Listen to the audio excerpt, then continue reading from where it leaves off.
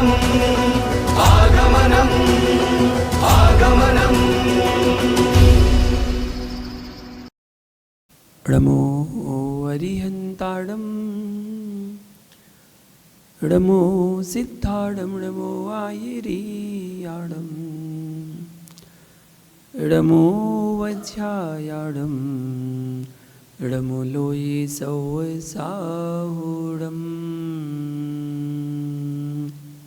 जय बोलो अनंतानंद सिद्ध परमेष्टि भगवान ने की।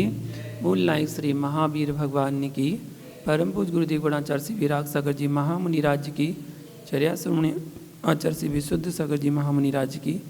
अहिंसा में विश्व धर्म की।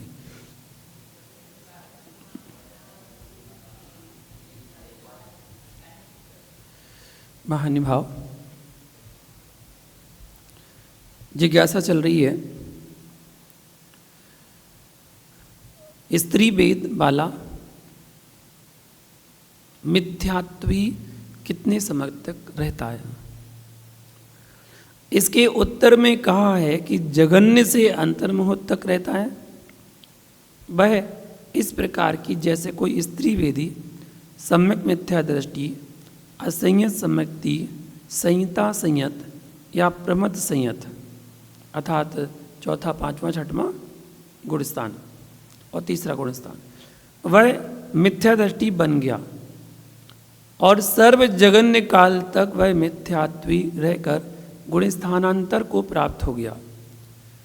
तो यहाँ शंका यह है कि सासादान सम्यक्त्वी स्त्री वेदी को मिथ्यात्व गुणस्थान में ले जाकर सर्व जगन्य काल रखकर गुणस्थानांतर को क्यों नहीं प्राप्त कराया। समाधान करते हैं। सासादान स्त्री वेदी मिथ्यात्विति बनेगा तो वह मिथ्यात्व में सर्वजगन्य काल नहीं रहकर ज्यादा काल रहकर ही मिथ्यात्व गुणस्थान छोड़ेगा, इसलिए सासादान का नाम नहीं दिया। यह कहाँ से जाना जाता है? शंका की कहाँ से जाना? तो समाधान करते हैं कि यह बात भी निम्न आर्ष वचनों से जानी जाती है। धवला पुस्तक का प्रमाण दिया गया है और उसमें बताया गया है शासन सम्मादिट्ठी में छत्तम किर्ण परिवज्जा विदो आदि चौथे अध्याय की व्याख्या है। फिर इसमें शंका उठती है कि सासादान सम्यक्त्वी मिथ्यात्व को क्यों नहीं प्राप्त कराया, अर्थात सासादान सम्यक्त्वी को भी मिथ्यात्व गुणस्थान में पहुंचकर उसका जघन्य काल क्यों नहीं बतलाया। तो बताते हैं नहीं, क्योंकि सासादान सम्यक्त से पीछे आने वाले अति तीव्र संक्लेश वाले मिथ्यात्व रूपी अंधकार से विडंबित मिथ्या दृष्टि जीव के सर्व जगन्य काल से गुणानंतर संक्रमण का अभाव है, अर्थात शीघ्र गुणस्थान परिवर्तन नहीं हो सकता, ऐसा धवला पुस्तक 4 में दिया है। अतः सासादान सम्यक्त्वी को मिथ्यात्वी नहीं बनाया क्योंकि वह मिथ्यात्व में ज़्यादा काल बिताता है। इसी तरह अन्य सर्व जगह यथागम लगाना चाहिए।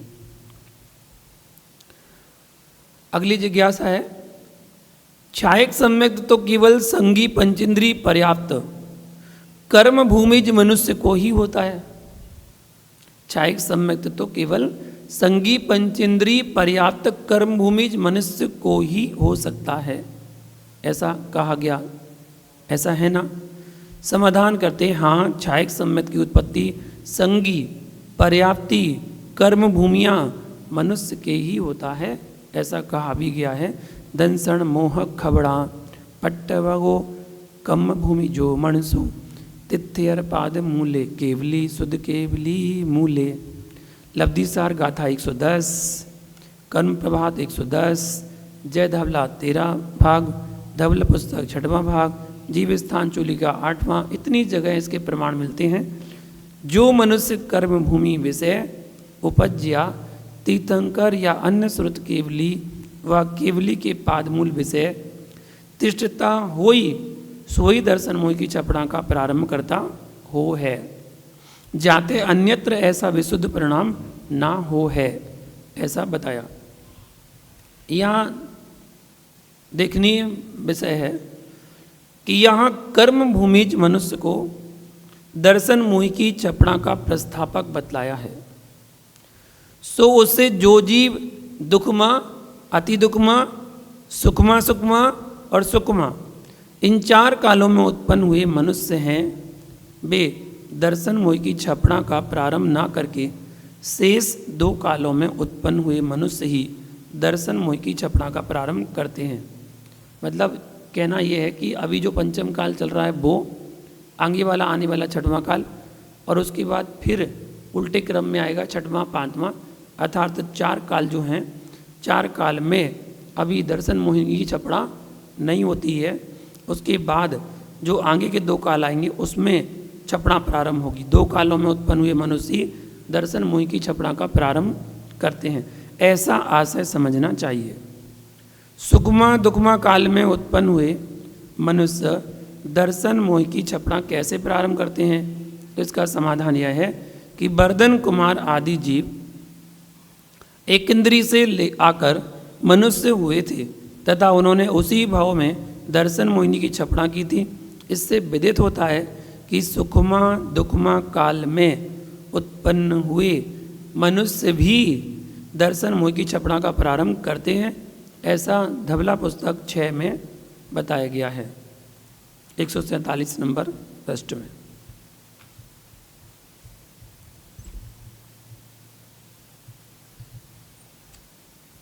आगे जानते हैं चरणानुग संबंधी जिज्ञासा को। सम्यक दृष्टि श्रावक अगर मिथ्या दृष्टि मुनि को आहार दान देगा तो क्या कुभोग भूमि का बंद करेगा, अर्थात जाएगा? क्योंकि शास्त्रों में मिथ्यात्व सहित जिन लिंग धारण करने वाले को कुपात्र कहा है तथा कुपात्र को दान देने वाला कुभोग भूमि में जाता है। हमारी दृष्टि से तो परिणाम निर्मल है, अतः वह कुभोग भूमि में नहीं जाना चाहिए। इसका स्पष्टीकरण करें, ये जिज्ञासा की गई है। समाधान है, मनुष्य गति का जीव है, अतः चौथे आदि गुणस्थान वर्ती ऐसे जीव के त्रयंच आयु या नरक आयु का बंध तो नहीं ही होता है, नहीं होता है, पर मनुष्य आयु का भी बंध नहीं हो सकता है।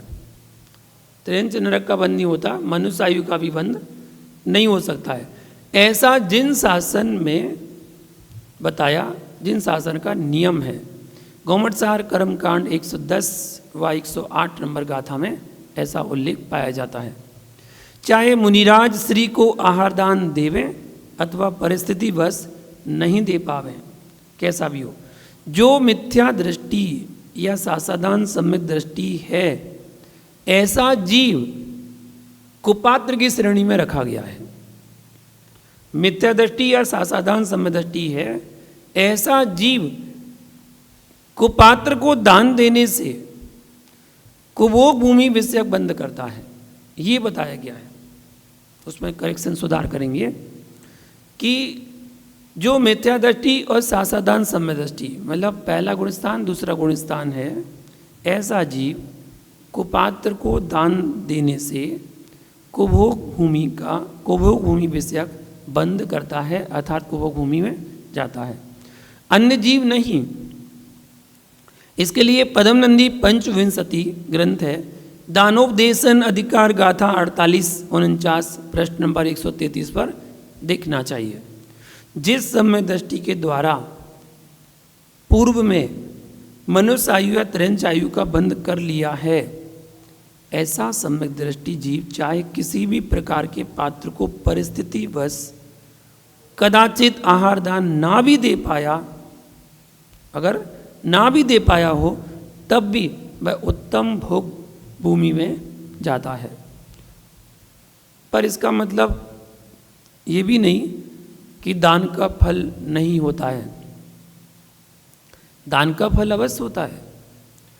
उस आगामी आयु में उस दाता जीव के सुख में भी विशेष अभिवृद्धि दान के कारण से नियम से हो जाती है। अतः भव्य पुरुषों को अवश्य ही दान करना चाहिए, दान रहित पुरुष का जीवन निष्फल है। अवध्यायुष्क समय दृष्टि मनुष्य मात्र एक देवगति देवायु का ही बंद करता है, यह नियम है। ऐसा जीव देवगति में ही जाता है। अगली जिज्ञासा करते हैं, जो वर्तमान में भी 10 लक्षण पर्व आने वाला है, इसमें अधिकांश सबको विकल्प रहता है कि चौथा दिन कौन सा, उत्तम शौच धर्म या उत्तम सत्य धर्म।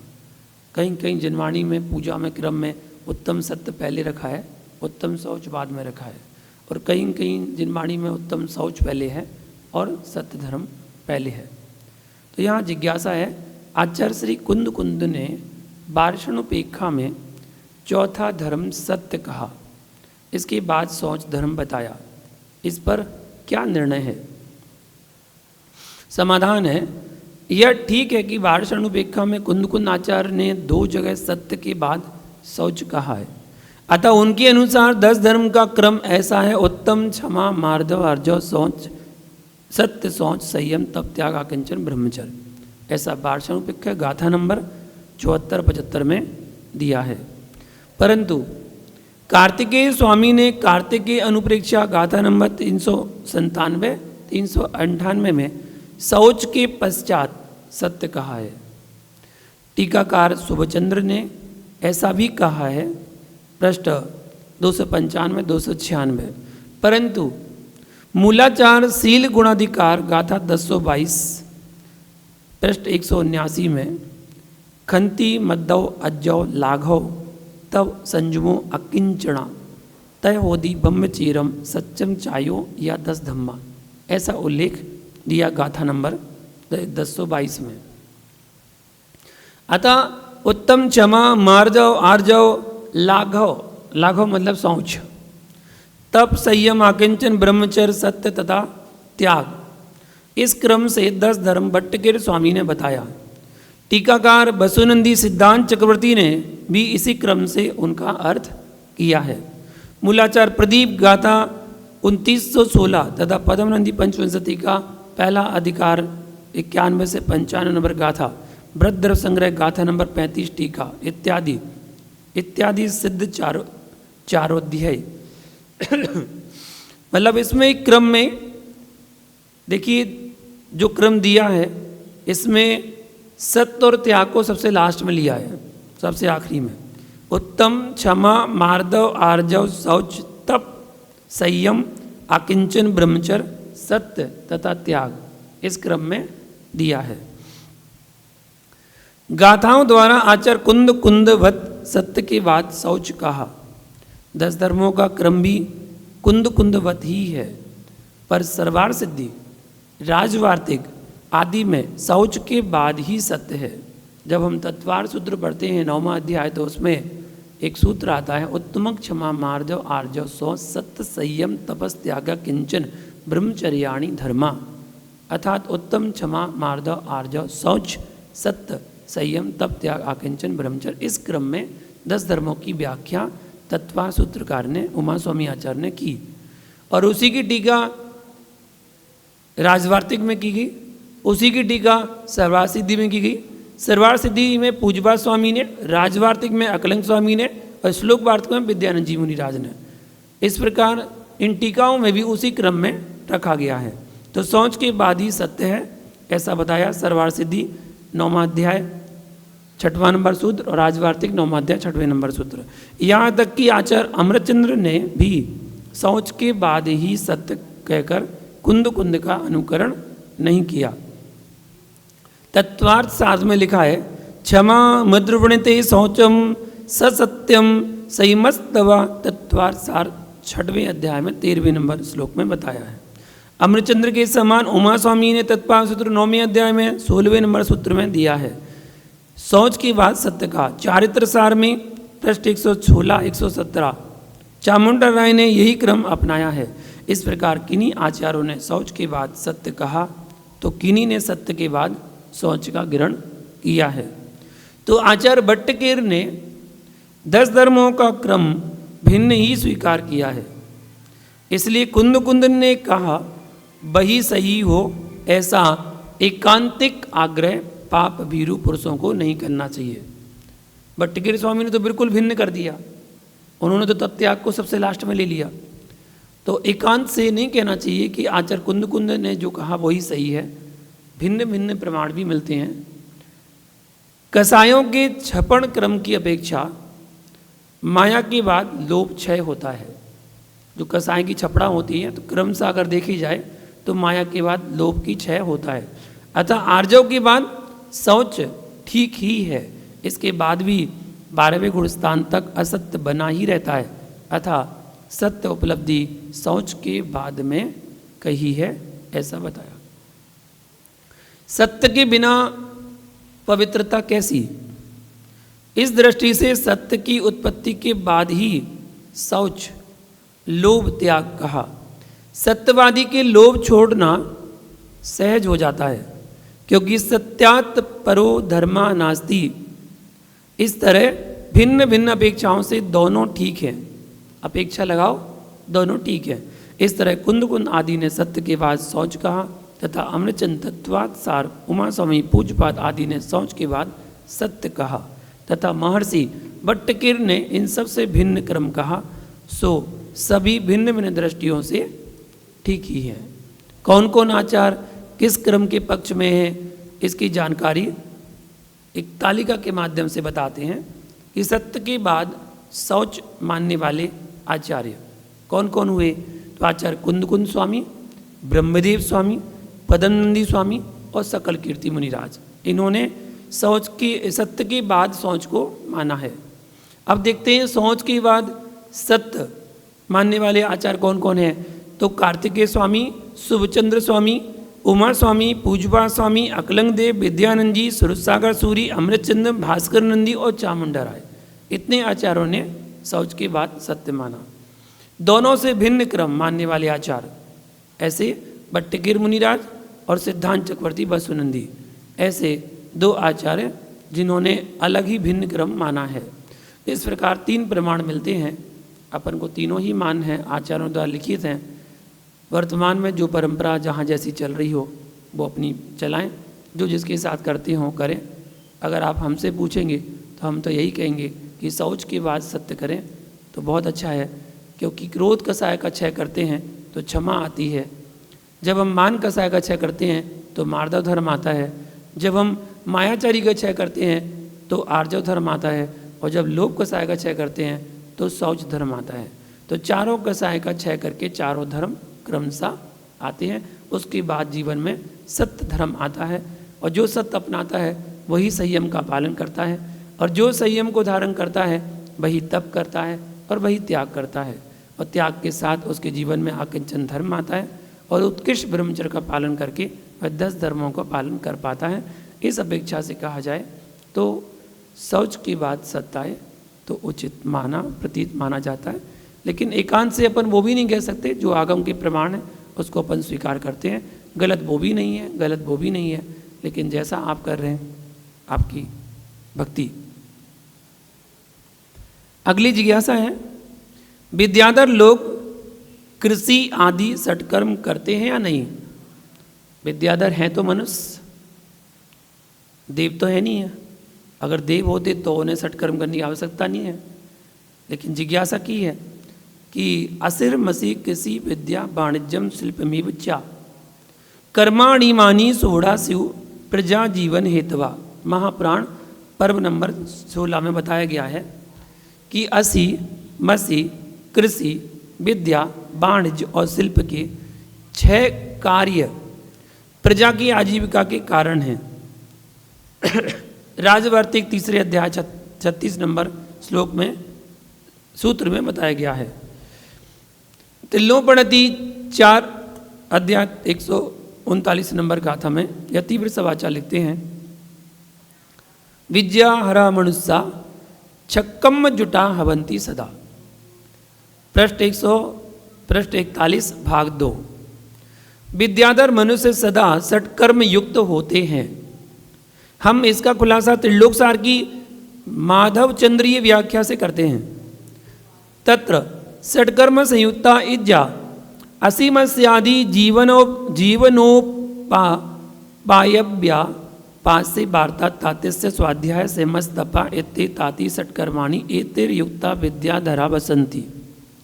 यहाँ बताया उन विद्याधर नगरियों में एक इज्जा, इज्जा मतलब होता है पूज्य पुरुषों की पूजा, इसको कहते हैं इज्जा, इज्जा मतलब पूजा। दूसरा है वार्ता, वार्ता मतलब होता है असी मसी आदि आजीविका के उपाय रूप व्यापारों की वार्ता, व्यापारों को वार्ता कहते हैं। तीसरा है दत्ती, दत्ती मतलब होता है दान।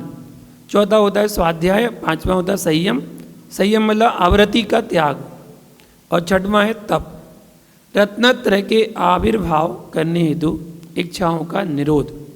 इन 60 कर्मों से वे विद्याधर सदा संयुक्त होते हैं, ऐसा त्रिलोकसार गाथा नंबर 709 की टीका में दिया है। इन आगमों से स्पष्ट है कि विद्याधर लोग भी 60 कर्म करते हैं।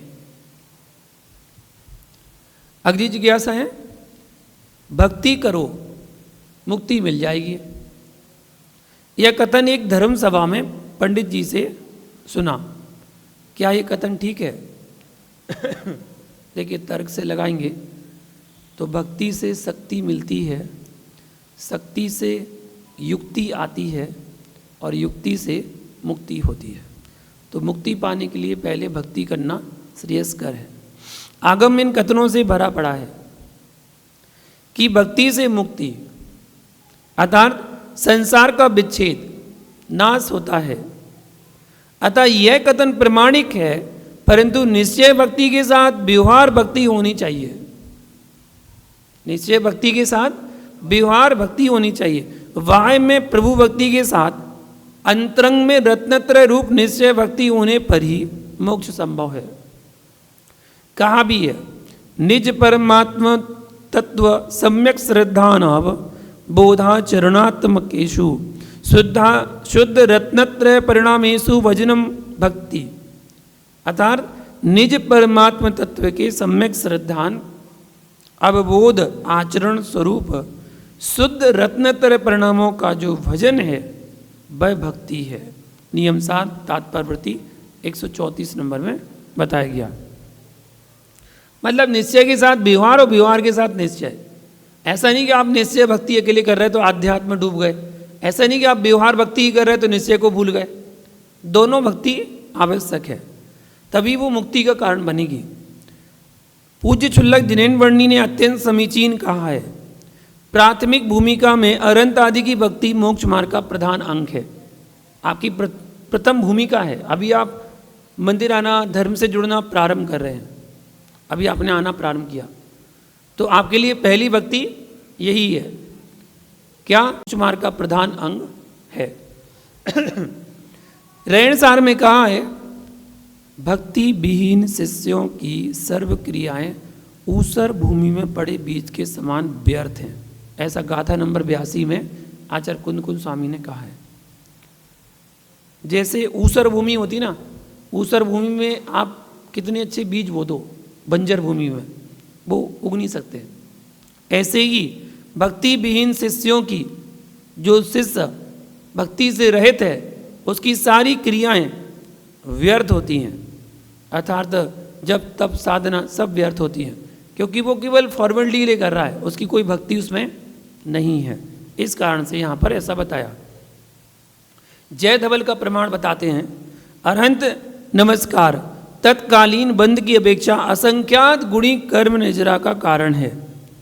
अरहंत नमोकारम संपय्य बंदादो असंख्यज गुणक्कम मक्खयार ओत्ती।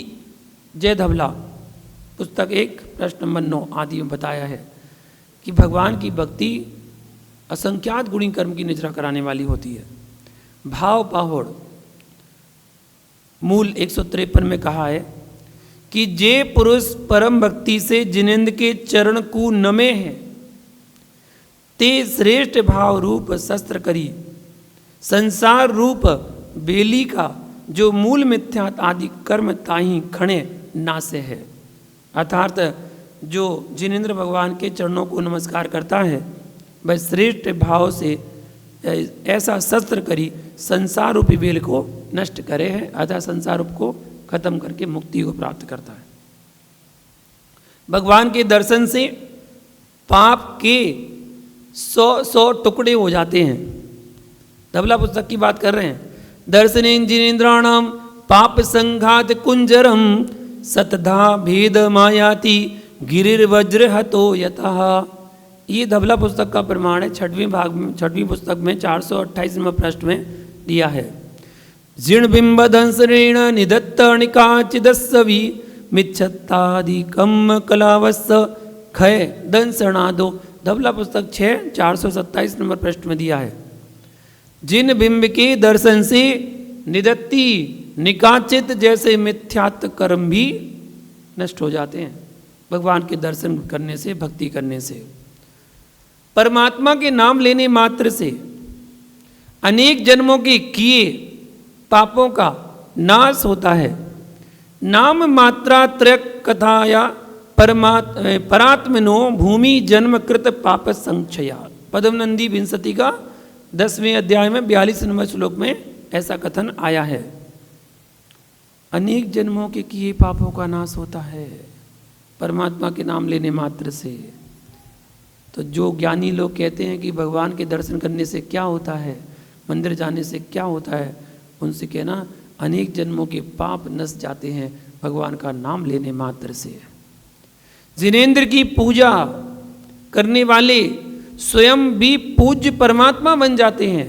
ऐसा पद्मनंदी पंचविंशतिका में 6वें अध्याय में दिया है। जिन भक्त्या पूजयंती स्तुवंती ते स्वयं पूज्या, ऐसा बताया। भगवती आराधना का प्रमाण देखिए। एक जिन भक्ति ही मोक्ष देती है। भगवती आराधना 746 नंबर का था। एया वीसा समत्था जिन भक्ति आ सिद्धि परम सुहाड़म, ऐसा कहा। इस प्रकार जिस भी विद्वान ने, पंडित ने कहा वह ठीक ही कहा है। निश्चय भक्ति मतलब रत्नत्रय, निश्चय भक्ति मतलब रत्नत्रय के साथ व्यवहार भक्ति मोक्ष की कारण है। कोरी व्यवहार भक्ति यानी रत्नत्रय रहित जिन भक्ति प्रशस्त रागात्मक होने से सांसारिक अभ्युदय की ही कारण होती है। एक होता है प्रशस्त पुण्य, एक होता है अप्रशस्त पुण्य, एक होता है प्रशस्त राग, एक होता है अप्रशस्त राग। प्रशस्त राग, अप्रशस्त राग। अप्रशस्त राग जो होता है वो अपने परिवार वालों से होता है, परिवार से, कुटुंब से, अपने घर से, अपनी गाड़ी से, आदि आदि, उनसे राग होता है, वो अप्रशस्त राग है।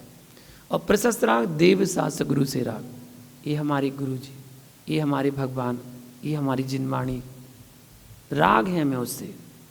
जिनवाणी तो बहुत सारी है, लेकिन किसी किसी जिनवाणी से बड़ा राग होता है।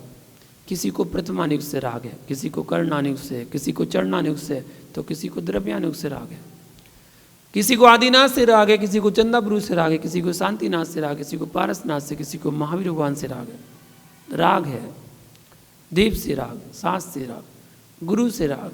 अब किसी को कुंद कुंदाचार से बड़ा राग है, वो जाने के बाद भी आप उनको स्मरण कर रहे हैं, याद है।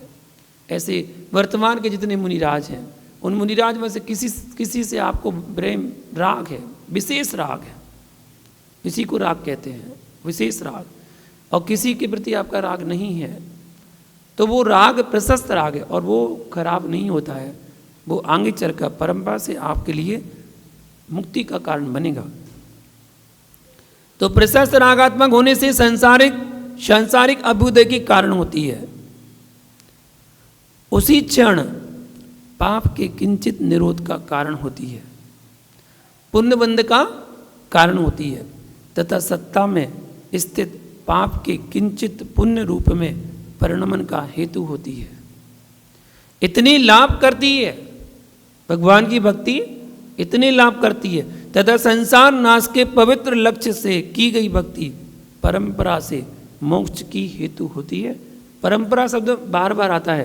ये परंपरा का मतलब आज नहीं तो कल, कल नहीं तो परसों, परसों नहीं तो बरसों, ये कहलाती है परंपरा।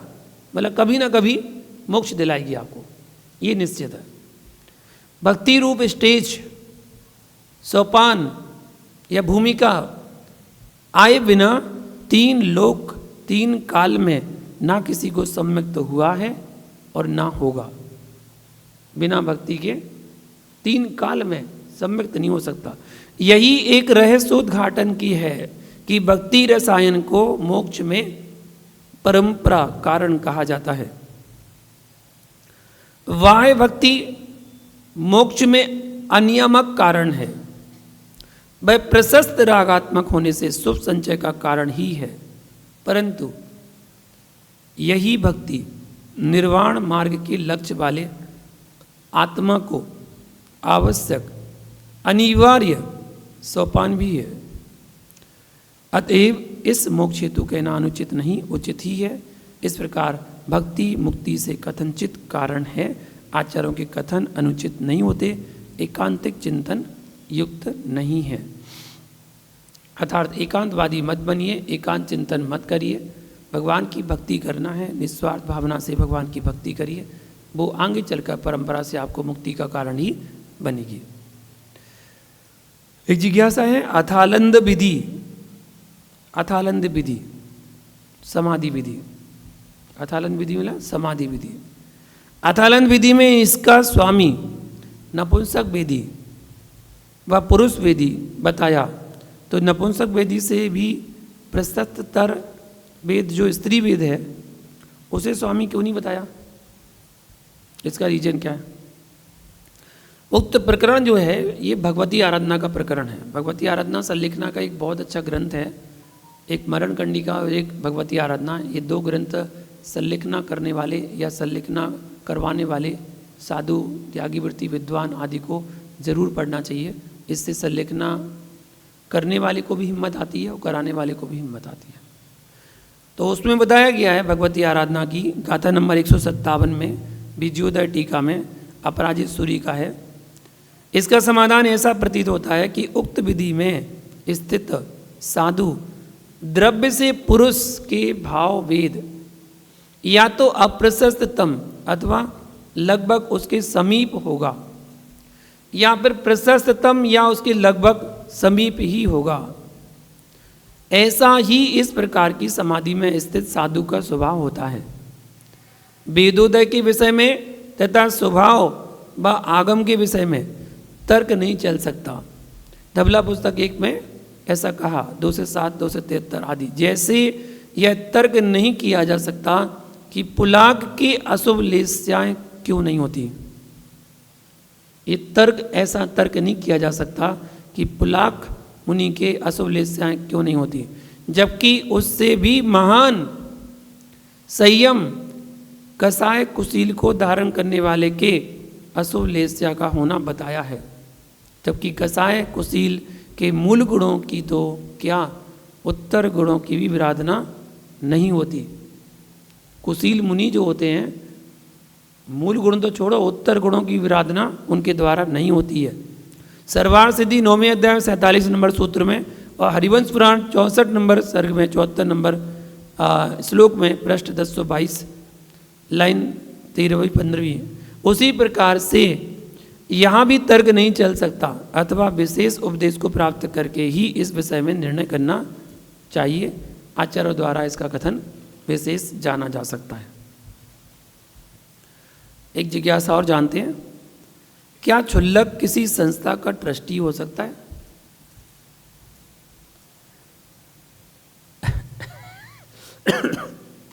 देखिए, क्षुल्लक अथवा 9वीं 10वीं प्रतिमाधारी भी किसी संस्था का ट्रस्टी या कोई पदाधिकारी नहीं हो सकता।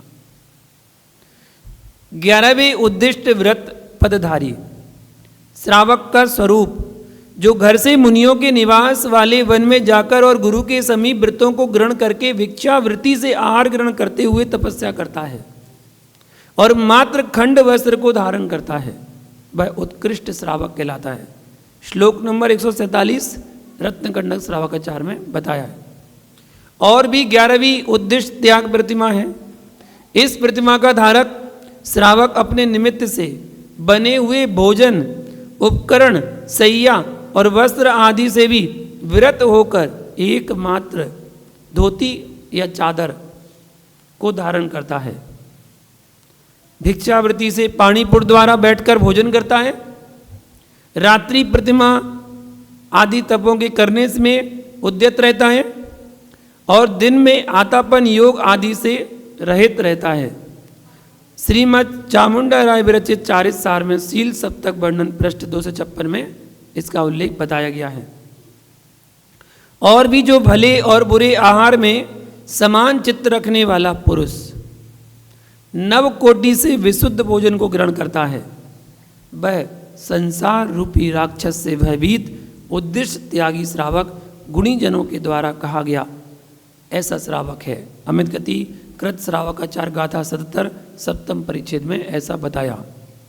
इतना ध्यान रखना कि 9वीं प्रतिमाधारी भी वस्त्र मात्र परिग्रह को रखकर शेष सब परिग्रह को छोड़ देता है।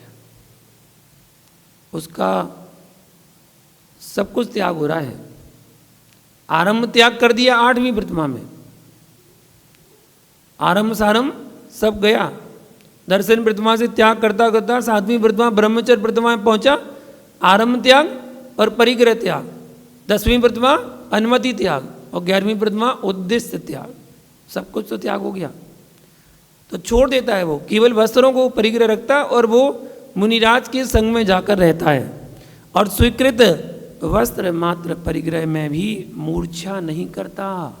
जो वस्त्र उसके पास है उसमें भी मूर्छा नहीं करता कि मेरे हैं। उसे परिग्रह त्याग प्रतिमाधारी श्रावक जानना चाहिए। वसुनंदी श्रावकाचार 299 गाथा में बताया गया है। तो जब 9वीं प्रतिमाधारी महात्मा श्रावक स्वीकृत वस्त्र मात्र भी मूर्छा ना करे, जो वस्त्र उसको मिले हैं उसमें भी मूर्छा ना करे, ऐसा उपदेश है, वहाँ इन सब नियमों से ऊपर पहुँचा वंदनीय जो पंचम गुण स्थानवर्ती रत्नत्रयधारी तथा प्रति समय असंख्यात गुण श्रेणी निर्जरा का करने वाला धवला पुस्तक 8 प्रश्न नंबर 83 में बताया है। मोक्ष मार्ग प्रकाशक में पृष्ठ 232 में बताया, किसी संस्था का कार्यभार ग्रहण करने वाला ट्रस्टी कैसे हो सकता है? अर्थात नहीं हो सकता। और भी 11 प्रतिमाधारी में गया हुआ मनुष्य उत्कृष्ट श्रावक कहलाता है। उसके 2 भेद हैं, प्रथम एक वस्त्र रखने वाला और दूसरा लंगोटी मात्र परिग्रह वाला।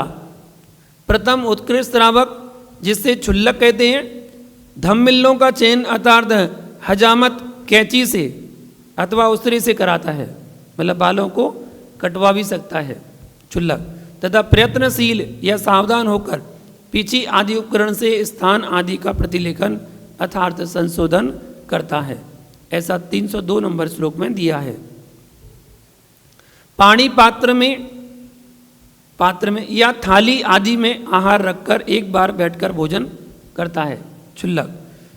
थाली में भी भोजन कर सकता था, पहले तो होता था, अब वर्तमान में नहीं होता। पानी पात्र में या बैठकर भोजन करता, किंतु 4 पर्वों में चतुर्विध आहार का त्याग कर उपवास नियम से करता। अष्टमी चतुर्दशी 4 उपवास करता है। पात्र को प्रक्षालन करके चर्या के लिए श्रावक के घर में प्रवेश करता है और आंगन में ठहरकर धर्म लाभ कहकर स्वयं ही भिक्षा मांगता है। भिक्षा लाभ में अर्थात भिक्षा ना मिलने पर आदीन मुख वहाँ से शीघ्र निकलकर दूसरे घर में जाता है और मौन से अपने शरीर को दिखलाता है। यदि अर्ध पथ में अर्थात मार्ग के बीच में ही कोई श्रावक मिले और प्रार्थना करे कि भोजन कर लीजिए, तो पूर्व घर से प्राप्त अपनी भिक्षा को खाकर शेष जितना पेट खाली रहे तत्प्रमाण उस श्रावक के अन्न को खावे, ऐसा प्रमाण दिया है। यदि कोई भोजन के लिए ना कहे तो अपने पेट के पूर्ण करने के प्रमाण भिक्षा प्राप्त करने तक परिभ्रमण करे। जितना आपको पेट भरने में उपयोगी है उतना आपको जब तक ना मिले तब तक आप परिभ्रमण कर सकते हैं। अर्थात अन्य श्रावकों के घर जावे, आवश्यक भिक्षा प्राप्त कर लेने के पश्चात किसी एक घर में जाकर प्रासुक जल मांगे। जो कुछ भी भिक्षा प्राप्त हुई हो उसे सोच कर भोजन करे और यत्न के साथ अपने पात्र को प्रक्षालन कर गुरु के पास में जावे।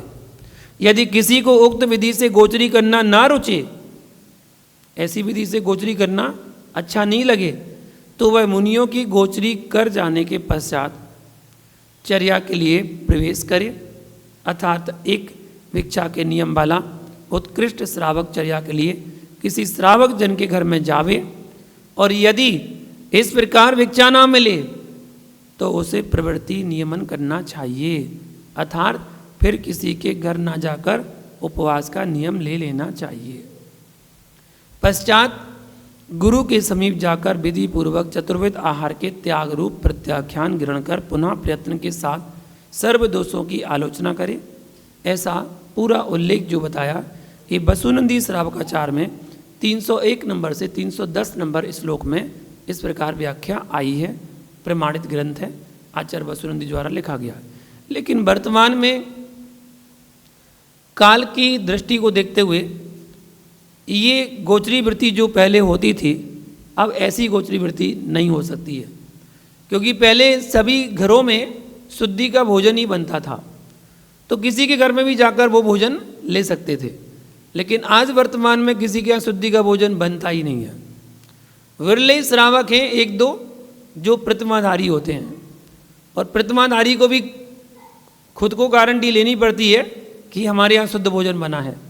अगर वो बहू के जिम्मे रहे कि बहू बना देगी, तो फिर भैया बहू तो बहू है ना, बहू तो बहू है, तो या तो अपने हाथ से बनाओ और फिर पूरा विश्वास करो कि हमने बनाया बिल्कुल शुद्ध है। अब उस भोजन से आप किसी मुनिराज को भी पड़गा सकते हैं, मुनिराज को पड़गाहन करें और आहार के लिए अगर पड़क जाएं तो उनका आहार पहले कराएं, उसके बाद जो शेष है वो आप भोजन करें, तो वो उत्कृष्ट प्रतिमाधारी का गुण लक्षण कहलाता है। सबसे उत्तम तो यही है। तो वर्तमान में ऐसी स्थिति हो गई है कि शुद्धि का भोजन नहीं बनता, तो जहाँ बनता है फिर वो पड़गाहन करते हैं, अर्थात विनय पूर्वक क्षुल्लक जी को बुलाते हैं, आमंत्रण करते हैं और पड़गाहन करके फिर उनका आहारचर्या करवाते हैं। इसी तरह गुणभूषण श्रावकाचार में 183 से 186 तक कहा है, मात्र वहाँ नाना घर की भिक्षा का विधान नहीं कहा। वसुनंदी श्रावकाचार में नाना घरों का विधान दिया और गुणभूषण श्रावकाचार में नाना घरों का विधान नहीं दिया। और भी सागर धर्मामृत में श्लोक 37 से 47 तक क्षुल्लक का कथन है, वह वसुनंदी श्रावकाचार के उपरोक्त कथन के समान ही जैसा का तैसा कहा गया है। वहाँ इतना मात्र विशेष बताया गया है कि जो पूर्व की 10 प्रतिमाओं में पक्क होकर अपने उद्देश्य से बनाए गए आहार व आसन आदि को भी ग्रहण नहीं करता, वह 11वीं प्रतिमाधारी उत्कृष्ट श्रावक कहलाता है। गाथा नंबर 37 सागर धर्मामृत एवं धर्म संग्रह श्रावकाचार 5वां अधिकार गाथा 59। इस गाथा 37 से एक चीज मिली है, वह यह कि क्षुल्लक को 1 से 10 प्रतिमाओं तक के नियमों को वो तो पक्व अर्थात दृढ़ता पूर्वक पालना आवश्यक है। दूसरी बात यह मिली है कि क्षुल्लक अपने निमित्त से बनाए आसन को भी नहीं ग्रहण करता है। तो क्षुल्लक अपने निमित्त से पास किए गए ट्रस्टी पद को ग्रहण यानी स्वीकार कैसे करेगा? कैसे करेगा जब अपने निमित्त से वो आसन ग्रहण नहीं कर सकता है, भोजन ग्रहण नहीं कर सकता है, तो ट्रस्टी कैसे बनेगा? वो कैसे बिल पास करेगा? तथा जब पूर्व की 10 प्रतिमाओं में से 9वीं प्रतिमाधारी पुरुष भी धार्मिक पदार्थों को भी अपने अधीन में नहीं रखता, तो फिर 11वीं प्रतिमाधारी कैसे रखेगा? कहा भी है 8वीं प्रतिमा तक का निर्दोष रीत्या पालन करने में दक्ष पुरुष 9वीं प्रतिमा को धारण करने का इच्छुक होता हुआ अपने पुत्र को बुलाकर कहता है कि हे वत्स, मेरे ये धन पौत्र स्त्री जननी माता आदि तथा धर्म चैत्यालय आदि जो धर्म पदार्थ हैं उन्हें तुम अपने अधीन करो। ऐसा धर्म संग्रह श्रावकाचार श्लोक नंबर 44 अधिकार नंबर 5 में बताया।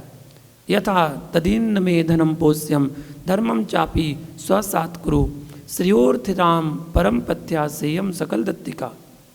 अर्थ ऊपर का बताया।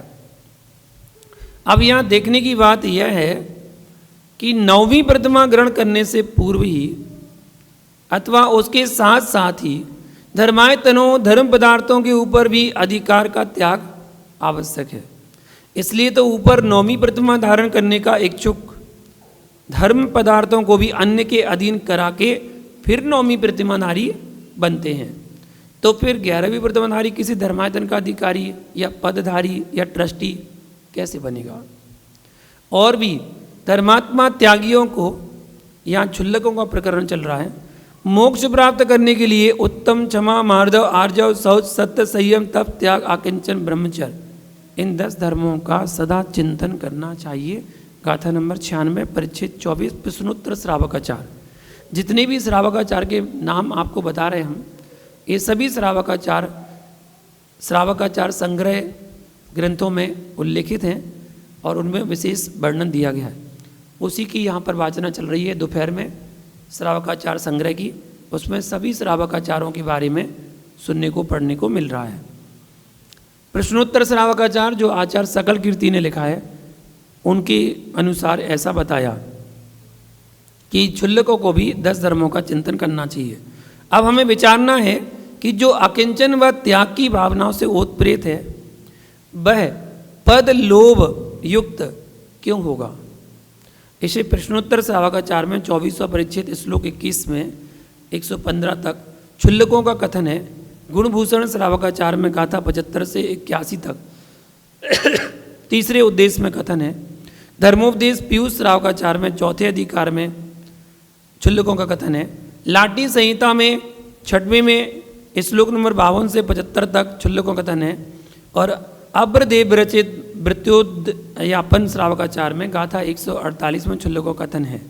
भव्य मार्गोपदेश उपासका अध्ययन में गाथा 363 से 64 में क्षुल्लक के स्वरूप का कथन किया। इतने श्रावकाचार का यहाँ पर उल्लेख किया गया है, प्रमाण दिया गया है। इन अपेक्षाओं से देखा जाता है कि क्षुल्लक कहीं भी किसी भी ट्रस्ट का ट्रस्टी नहीं बन सकता है। श्री रामदेव रचित संस्कृत भाव संग्रह में गाथा 103 से 108 तक क्षुल्लक स्वरूप का कथन है। पुरुषार्थानुशासन में गाथा 72 से 98 तक क्षुल्लक स्वरूप का कथन है। किशन सिंह कृत श्रावकाचार में 64 से 75 तक। दौलत राम कृत क्रिया क्लास में चौपाई नंबर 10 में क्षुल्लक के स्वरूप का कथन है। इस प्रकार उपर्युक्त सकल श्रावकाचारों में नियत प्रदत्त गाथाओं अधिकारों में क्षुल्लक के स्वरूप का कथन है। वहाँ किसी भी जगह ऐसा नहीं है कि क्षुल्लक किसी संस्था का अधिकारी या ट्रस्टी रहे। अतः उक्त दिगंबर जैन धर्म के ग्रंथों का पूर्ण अवलोकन करने के बाद यही परिणाम निकलता है कि क्षुल्लक को यह कार्य अर्थात ट्रस्टी बने का कार्य करना औचित्य विहीन है, ऐसा जानना चाहिए। इसी में एक जिज्ञासा क्षुल्लक की है कि क्षुल्लक अवस्था के रहते भट्टारक पद पर अधिकार जमाना ठीक है क्या? भट्टारक पद तो यह उचित नहीं है। एक को अन्य के पद पर अधिकार जमाना ठीक नहीं है। या तो वो क्षुल्लक रहे और या वो भट्टारक रहे, दो में से एक पद लें। आपका क्षुल्लक भी है और भट्टारक भी है तो दोनों संभव नहीं है। अपना अपना काम अपना अपना कार्य करना चाहिए। इसी के साथ आज की जिज्ञासा समाधान पूर्ण करते हैं। आगे से इस विषय कल देखेंगे। आज के लिए इतना है। जय बोलो महावीर भगवान ने की।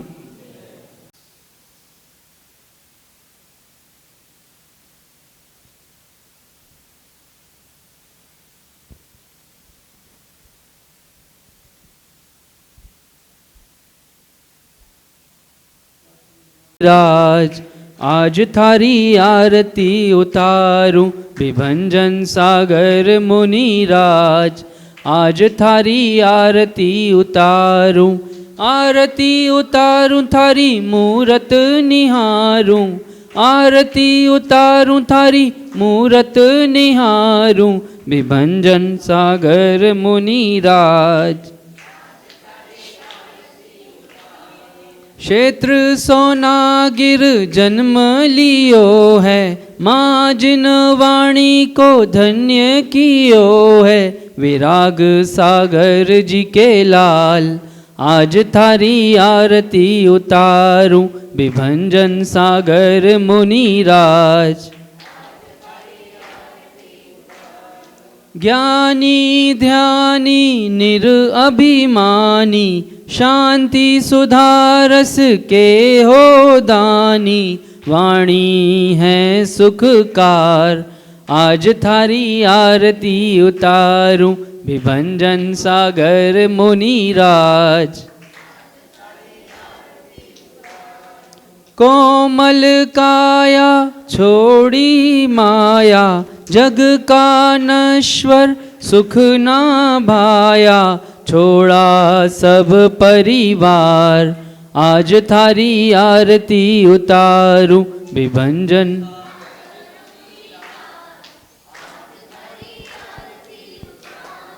मोक्ष वधु तुमको अति प्यारी गुरु महिमा तुमसे जग जानी। करो जगत उद्धार आज थारी आरती उतारूं विभंजन सागर मुनिराज। स्वर्ण रत्नमयी आरती भाई केवल ज्ञान मिले सुखदाई।